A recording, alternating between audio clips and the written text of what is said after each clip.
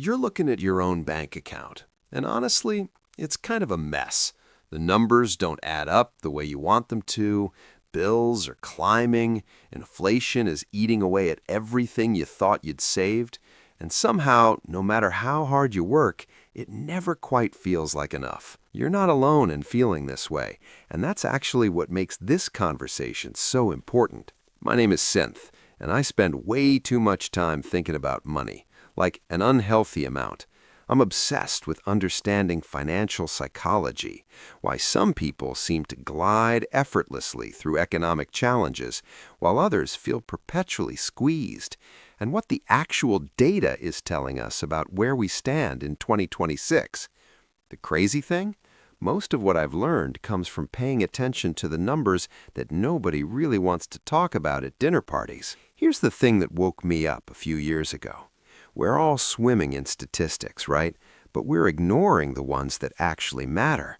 We obsess over celebrity net worth and stock market predictions, but we completely miss the numbers that should be shaking us awake. Numbers that tell us something profound about our own financial reality and what it means for our future. So I wanted to put together something different for you. Not the cheerleading, you've got this kind of content, but real, honest, sometimes brutal statistics that the average person absolutely needs to see. These aren't obscure economics textbook facts. These are numbers that directly affect how much money stays in your pocket, whether you can actually retire one day, and what your financial future might look like. And here's what I promise you. By the end of this, you won't just feel uncomfortable about money. You'll actually understand why, and more importantly, you'll know what to do about it. We're going to walk through 10 of these statistics together. Some of them will probably frustrate you. Some might even surprise you. But they all point to something bigger, something that's fundamentally shifting how we need to think about our finances in 2026 and beyond. The goal here isn't to panic you, it's to wake you up to the reality that most people are either ignoring or don't fully understand yet. Let's start digging into these numbers, and I'm going to make this real for you, not just throwing data at you, but actually explaining why each of these statistics matters to your life, your decisions, and your bank account, because that's the only way this actually means something. Let's just start with something that sits heavy, The average American household is carrying about $145,000 in debt right now. That's not just credit cards. That's mortgages, student loans, car payments, medical debt. It's everything pooled together. But here's what really gets me about this number. Most people don't even realize how much debt they're carrying until they actually sit down and add it up. I remember talking to someone a few years back, and they told me they had a little student loan debt. Turns out they owed $87,000. That wasn't little to them. They'd just gotten so used to it, they'd stopped counting. It's like psychological fog.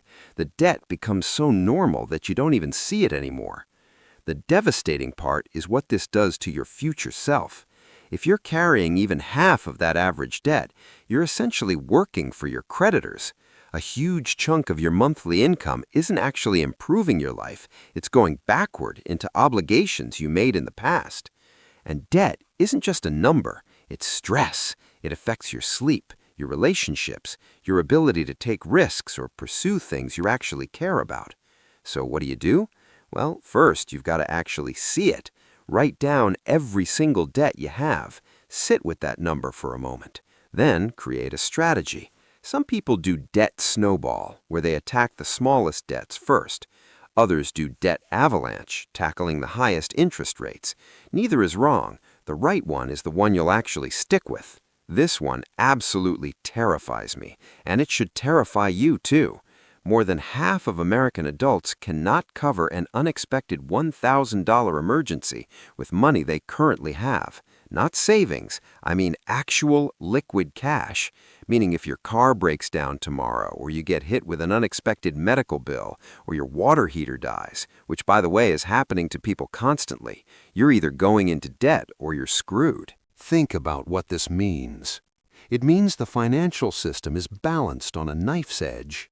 One emergency away and millions of people tip into crisis. And emergencies aren't rare. They're basically guaranteed to happen to you at some point.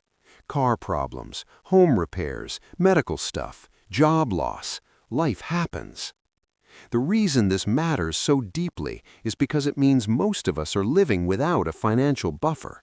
We're living paycheck to paycheck, which means we're constantly stressed, and stress clouds your judgment. When you're stressed and an emergency hits, you make bad decisions. You take out high-interest loans, you miss payments, you spiral. The first thing you need to do is build what I call breathing room, somewhere between $1,000 and $2,000 in a separate savings account, untouchable. Just let it sit there. Then build from there. Once you hit 1,000, you're already ahead of more than half of Americans. Here's the math that nobody wants to do. The average person is working until 66 years old, but they're living until 78. That means roughly 12 years of retirement. 12 years! And the question is, how are they paying for those 12 years? Most people don't have enough. But here's something even darker that happened recently. This retirement age number went up. It used to be 65, now it's 66. You know what that means? People are getting more desperate.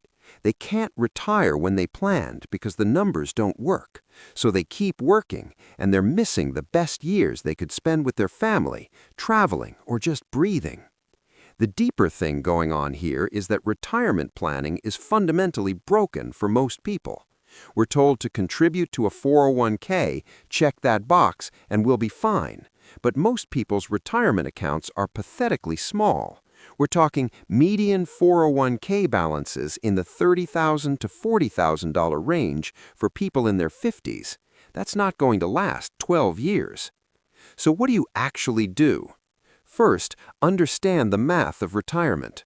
You probably need somewhere around 25 times your annual spending to retire safely.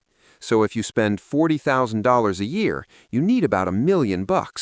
That sounds impossible until you break it down into monthly contributions over decades. Second, start as early as possible. The power of compound interest is wild. Starting at 25 versus starting at 35 can literally double your retirement savings by the time you're 65. Your money is literally worth less than it was 10 years ago. $1 in 2015 is worth about 72 cents today. That's not some economic abstract. That means if you had $100,000 saved in 2015, that's only worth about $72,000 in actual buying power today. Your savings just evaporated. The crazy thing is, most people keep their money in savings accounts earning 0.01% interest, while inflation is running at 3% or more.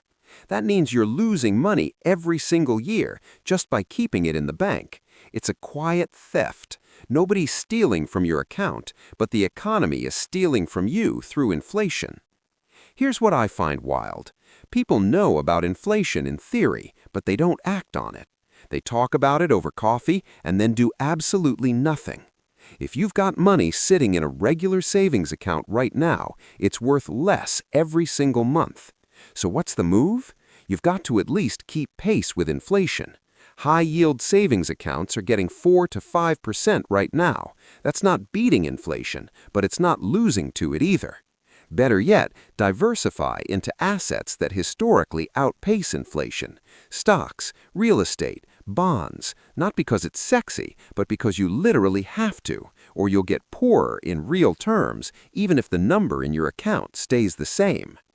2 out of 3 people who file for bankruptcy are there because of medical emergencies. They got sick, they went to the hospital, the bills came, and somehow, despite having insurance in many cases, they couldn't survive the financial blow.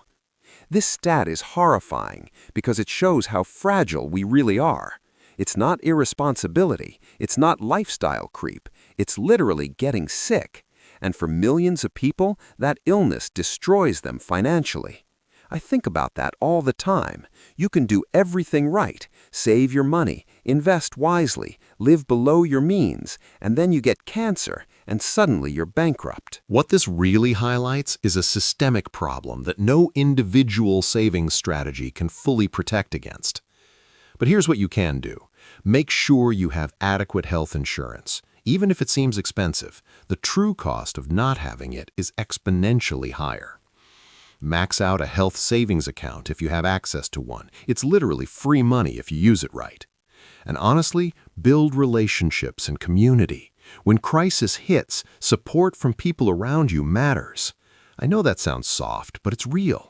Sometimes the difference between surviving and drowning is having people in your life who can help. $1.7 trillion. That's a collective weight on the shoulders of about 43 million Americans. On average, a student graduating today is carrying about $37,000 in debt. That's before they buy a house, before they start a family, before they do anything else. Think about what this does to an entire generation. It delays major life milestones.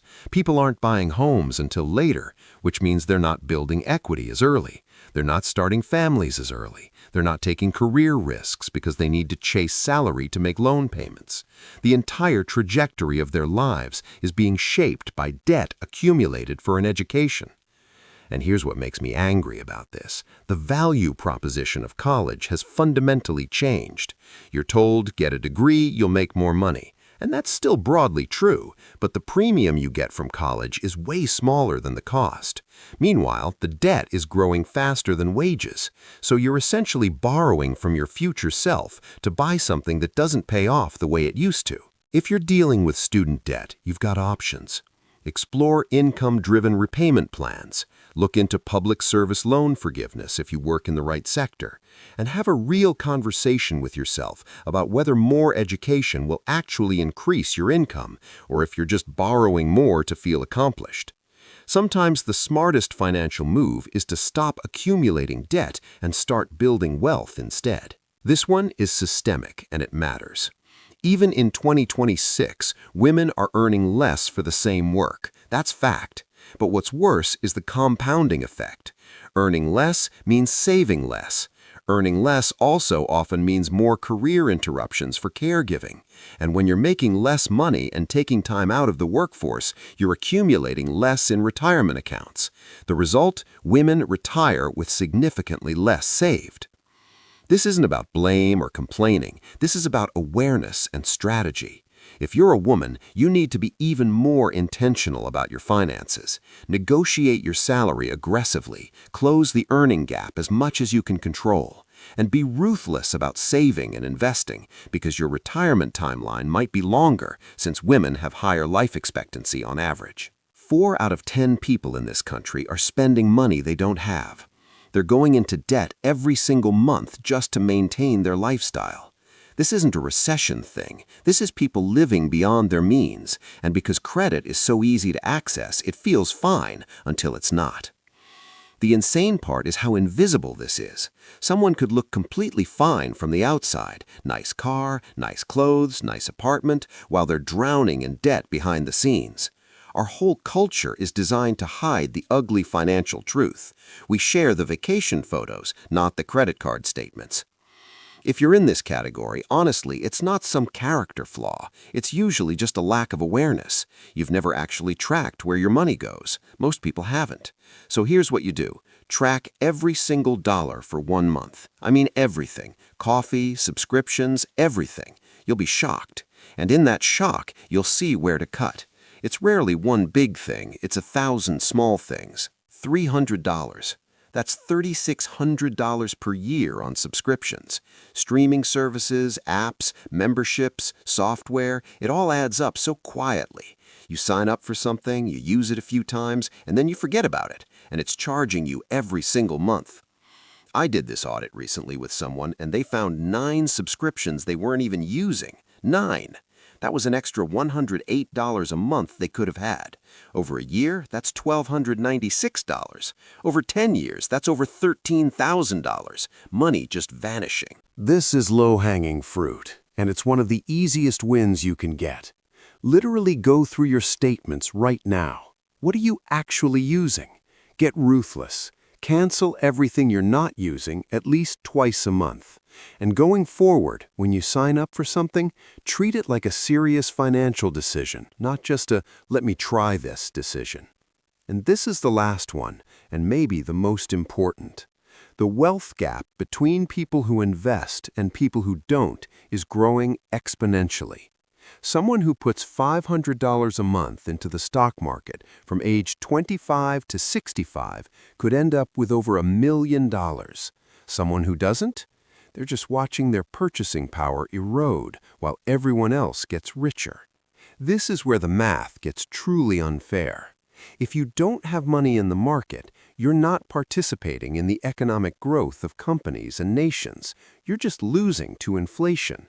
And the longer you wait to start, the bigger the hole you dig for yourself. But here's what keeps people from investing. Fear. Fear of losing money. Fear of it being too complicated. Fear that they don't have enough to start. All of these fears are normal, and all of them are wrong. You don't need $10,000 to start. You can start with $100. And yes, the market goes down sometimes, but historically, it always goes up over long periods. That's not a guarantee, but it's the closest thing we've got. Okay, so we've covered a lot of ground here, and I know some of this is heavy. Let's step back for a second and talk about what all of this actually means. These 10 statistics paint a pretty clear picture. The financial system is working for some people and not for others. If you're not intentional about your money, you're going to fall behind. There's no neutral position. You're either moving forward or you're sliding backward. There's no standing still. But here's the thing I really want you to hear. Knowing these statistics is actually the first step to changing your position. Most people are walking around completely blind to these realities. You're not. You've just heard that 56% of people can't cover an emergency, and you're in the 44% that can, or you're aware that you need to be. You know that inflation is eating away at your savings, so you can actually do something about it. Knowledge is power in finance, and you've just given yourself a significant edge. So what do you actually do with this? I'm going to be honest with you. There's no magic bullet. There's no one weird trick that solves all of these problems. But there are consistent, boring, unglamorous things that work. Build an emergency fund. Stop spending money you don't have. Pay down your highest interest debt. Start investing, even if it's just $100 a month. And be patient. These things don't feel exciting. Nobody wants to hear, spend less than you earn and invest the difference for 30 years. It's boring. It's not a compelling story, but it's what actually works. And more importantly, it actually works for everyone. It doesn't matter how much money you make. The math is the same. Spend less than you make, invest what's left, and let time do the work.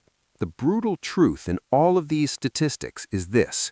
Your financial situation is largely in your control.